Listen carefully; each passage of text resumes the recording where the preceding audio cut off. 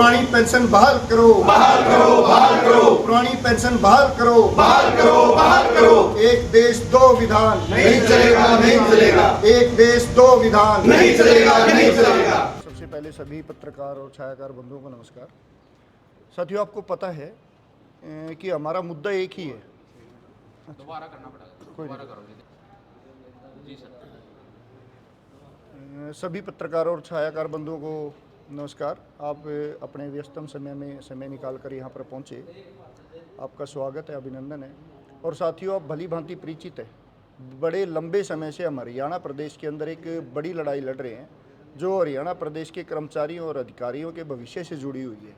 और मैं तो यहाँ तक कहूँगा, ये केवल हरियाणा प्रदेश के कर्मचारी अधिकारियों से नहीं, ये आने वाली युवा पीढ़ी जो कहीं ना कहीं आज महंगी शिक्षा ग्रहण करने के बाद ये उम्मीद करती है कि उन्हें रोज़गार मिलेगा, वो सरकारी सेवा में आएंगे, और ये उनसे भी जुड़ा हुआ मुद्दा है।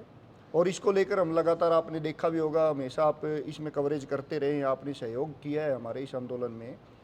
तो हमने बड़े बड़े आंदोलन ओपीएस बहाली को लेकर किए हैं। सरकार से लगातार हम ओपीएस की मांग करते रहे हैं। सरकार द्वारा इसको लेकर कमेटियाँ भी गठित हुई, मुख्यमंत्री जी, चीफ सेक्रेटरी, सीपीएस सीएम और फाइनेंस सेक्रेटरी, इन सभी की अध्यक्षता में एक कमेटी भी बनी, उनके साथ भी हमारी कई बार चर्चा हुई। लेकिन जो मुद्दे का समाधान होना चाहिए था, आज तक वो समाधान नहीं हुआ। इसको लेकर केंद्र सरकार ने भी कमेटी बनाई, राज्य सरकार ने भी कमेटी बनाई, उनके साथ हमारी चर्चाएं भी हुई।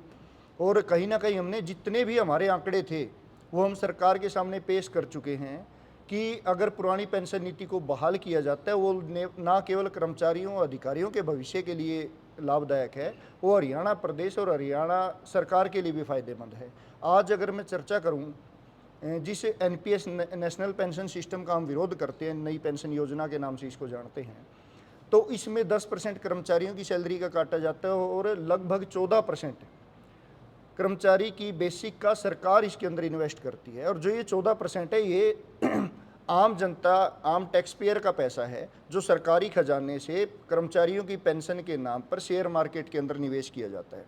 लेकिन इसके अंदर दुखद पहलू क्या है कि जो पैसा शेयर मार्केट में निवेश कर दिया या बाजार में जो निवेश कर दिया, उसकी वापसी की गारंटी सरकार ने इस बिल के अंदर कहीं भी नहीं रखी, जो सबसे बड़ा दुखद है। अगर आज अब जैसे ईरान, इजराइल और अमेरिका का युद्ध चल रहा था, युद्ध खाड़ी देशों में है, लेकिन शेयर मार्केट गिरने से पैसा हमारा कम हो रहा है। अब जब हमारा पैसा कम हो रहा है तो कहीं ना कहीं हमारे भविष्य के ऊपर भी एक प्रश्न चिन्ह लग जाता है। फिर दूसरी बात है, जब एक कर्मचारी रिटायर हुआ, रिटायर होने के बाद 60% अमाउंट उसको वापस कर दिया जाता है और 40% की एन्युटी एक पॉलिसी खरीद कर उसको दी जाती है बाजार से, और उस जो 40% जो हमारा अमाउंट बना, उसका ब्याज उसको पेंशन के तौर पर दिया जाता है। ये तो वो बात होगी भी, मैंने आड़ती के पास पैसे रख दिए और आड़ती मेरे को हर महीना ब्याज उसका वापस कर रहा है 1.5%, तो उस ब्याज को हम पेंशन थोड़ी कह सकते हैं। पेंशन तो जो पहले से मिला करती थी, एक कर्मचारी अधिकारी कानूनों में बंधा होता है, वो अपनी सेवा काल के दौरान कोई व्यवसाय या कोई दुकानदारी या कोई बिजनेस खड़ा नहीं कर सकता। और मैं अगर बात करूं तो 80% से ज़्यादा कर्मचारी और उनका परिवार केवल मात्र आज जो उनको सैलरी मिल रही है उसके ऊपर निर्भर करता है, जिसमें हमारे एससी समाज आ गया, हमारे बीसी समाज के आ गए, और जनरल समाज में भी जिनके पास ज़मीनें नहीं हैं, जिनके पास अन्य कोई रोज़गार नहीं है या पारिवारिक कोई व्यवसाय नहीं है, वो पूरी तरह से केवल और केवल सैलरी के ऊपर निर्भर होता है। और जब वो रिटायर हो गया 60 साल के बाद, तो उसकी देखभाल कौन करेगा? और संविधान ये कहता है कि नियोक्ता की ड्यूटी बनती है, सरकार की ड्यूटी बनती है, जो जीवन स्तर आज सेवा काल के दौरान एक कर्मचारी का है, वो सेवा काल के बाद भी बना रहे, इसलिए पेंशन की शुरुआत की गई थी। और मैं आपको उदाहरण के तौर पर बताऊं, जब देश आज़ाद हुआ, हमारी माली हालत क्या थी, उस समय बजट हमारा कितना हुआ करता था? पहला बजट ही 5 करोड़ का था हमारे पूरे देश का। उस समय कर्मचारियों को पेंशन का प्रावधान किया गया, और आज हम 5वीं बड़ी अर्थव्यवस्था पूरे विश्व की बन चुके हैं और आज कर्मचारियों को पेंशन नहीं दी जा रही। इसका सबसे बड़ा कारण क्या है कि कर्मचारियों के पैसे को और आम टैक्स पेयर के पैसे को जो 14% सरकार लगा रही है, उसको कानूनी तरीके से शेयर मार्केट में अपने बड़े पूंजीपतियों को, दोस्तों को इसका लाभ पहुंचाने के लिए ये पैसा निवेश किया जा रहा है। और हमारी सरकार से मांग है कि या तो वो खुले तौर पर श्वेत पत्र जारी करके ये बताए कि सरकार को ओपीएस ख़त्म करने के बाद और एनपीएस लागू करने के बाद क्या बेनिफिट हुआ, या फिर जो हमने अब तक आंकड़े पेश किए हैं सरकार के सामने कि सरकार को इससे लगातार नुकसान हो रहा है, या सरकार उनको मान ले। कहीं ना कहीं एक जिद बनाए बैठी है सरकार की कर्मचारी सड़क पर उतर आया और हम इनकी मांग को पूरा नहीं करेंगे। हम सरकार से निवेदन करते हैं कि ना बजट की कमी है हमारे पास, ना पैसे की कमी है, एक भ्रम जाल फैलाया जाता है। अभी लेटेस्ट एक हफ्ता पहले की खबर है, मुख्यमंत्री जी ने कैबिनेट में प्रस्ताव पास किया कि जितने भी चेयरमैन होंगे उनको फर्स्ट क्लास गजटेड अधिकारी की सारी सुविधाएं मिलेंगी, उनको 75,000 रुपये सैलरी मिलेगी, उनको गाड़ी मिलेगी, उनको ड्राइवर मिलेगा, उनको क्लर्क मिलेंगे, उनको 50,000 रुपये हाउस अलाउंस मिलेगा। जब उनके लिए पैसा है तो हमारे लिए पैसा क्यों नहीं है? जब विधायक सांसदों को कई पेंशन दी जाती है, और आप देख लीजिए जब विधानसभा या लोकसभा राज्यसभा में आप देखोगे पक्ष और विपक्ष जब आम जनता को कोई बेनिफिट देने की बात हो तो आपस में लड़ना शुरू कर देंगे, उन पॉलिसियों में कमी दिखाना शुरू कर देंगे। लेकिन जब इनके बेनिफिट की बात हो, जब पेंशन वेतन भत्ते इनके बढ़ाए जाने हो तो तुरंत मेज को थपथपा कर उसको लागू कर लेते हैं। इनका भाईचारा बड़ा मजबूत हो जाता है।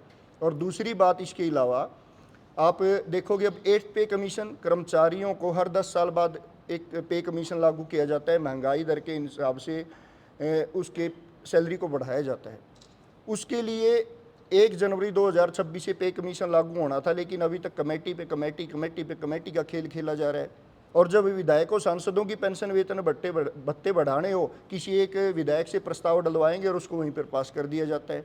तो इस तरह की दोहरी नीति, और मैं तो आम जनता से भी कहूँगा कि ये लड़ाई केवल हमारी नहीं है। हो सकता है पूरे विधानसभा में केवल एक विधायक बने, और आजकल जिस तरह से परिवारवाद की राजनीति चल रही है कि एक परिवार से पहले दादा बने, फिर उसका बेटा बने, फिर उसका बेटा बने, उसका बेटा बने। इन्होंने तो आज वही जिस राजशाही से हम निकल कर आए थे उसी राजशाही की तरफ दोबारा से बढ़ रहे हैं कि एक ही परिवार के विधायक, एक ही परिवार के सांसद, और कई परिवार तो ऐसे मैं नाम नहीं लूँगा जिनमें 4-4, 5-5 पेंशन विधायकी की मिल रही हैं, और उनके बाद उनकी पारिवारिक पेंशन भी उनको मिल रही है। लेकिन आम जनता के बच्चे, जो गरीब परिवार के बच्चे हैं, जो किसान के बच्चे हैं, जो मजदूर के बच्चे हैं, जो छोटे दुकानदार के बच्चे हैं, इतनी महंगी पढ़ाई के बाद जब सरकारी सेवा में आते हैं, 10-10, 15-15 साल तक मेहनत करने के बाद जब सरकारी सेवा में आते हैं तो उनके जो पेंशन और भत्ते पहले से शुरू किए जाए थे वही ख़त्म किए। हम कोई नई चीज़ नहीं मांग रहे, हम वो चीज़ मांग रहे हैं जो बहुत पहले से चली आ रही है, जो आज़ादी के बाद से हमारे पास लगातार चली आ रही है।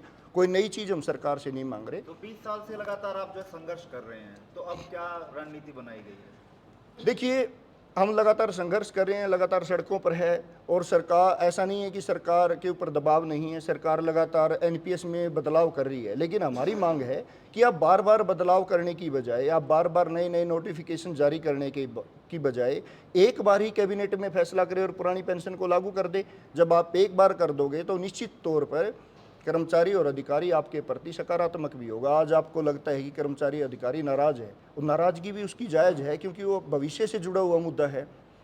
तो इसलिए हम सरकार से मांग करते हैं आपके चैनलों के माध्यम से कि जल्द से जल्द पुरानी पेंशन नीति को बहाल किया जाए। और हम तो खुले मन से कहते हैं कि भाई ओपीएस बहाली को लेकर हमने जितना मजबूती से आपका विरोध किया है, अगर आप ओपीएस को बहाल करते हो उतना ही बड़ा स्वागत समारोह भी आपके लिए करने का काम करेंगे।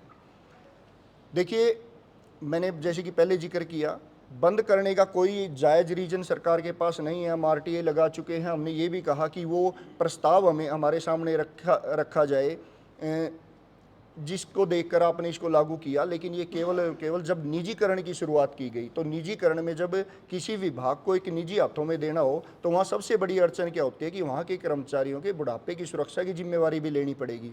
लेकिन कोई भी व्यापारी या कोई भी पूंजीपति किसी विभाग को तो खरीद सकता है अपने फ़ायदे के लिए, लेकिन उसके कर्मचारियों की सुरक्षा की जिम्मेवारी नहीं लेना चाहता। इसीलिए इसको ख़त्म कर दिया गया था। और उदाहरण दूंगा कि धीरे धीरे आप देख लीजिए, आज चाहे प्राइवेट स्कूल्स की बात कर लीजिए, चाहे आप प्राइवेट बसेज की बात कर लीजिए, चाहे प्राइवेट रेलवे की बात कर लीजिए, जिस तरह से वो लगातार महंगाई बढ़ा रहे हैं। और धीरे धीरे आज इसीलिए ये कंट्रोल में है क्योंकि सरकारी विभाग हैं। जिस दिन सरकारी विभाग ख़त्म हो गए, इनकी मोनोपोली बढ़ेगी। आज आप एक गरीब परिवार अपने बच्चे को प्राइवेट स्कूल में नहीं पढ़ा सकता, उसकी महंगी फीसें अफोर्ड नहीं कर सकता, उसकी किताबें अफोर्ड्स नहीं कर सकता। जो एनसीईआरटी की किताबें बाहर 350 रुपये में मिल रही हैं, वो 30-30 हज़ार रुपये में प्राइवेट स्कूल, बड़ी बड़ी संस्थाएं इसको बेच रही हैं। तो प्राइवेटाइजेशन का ही एक ये रूप एनपीएस था।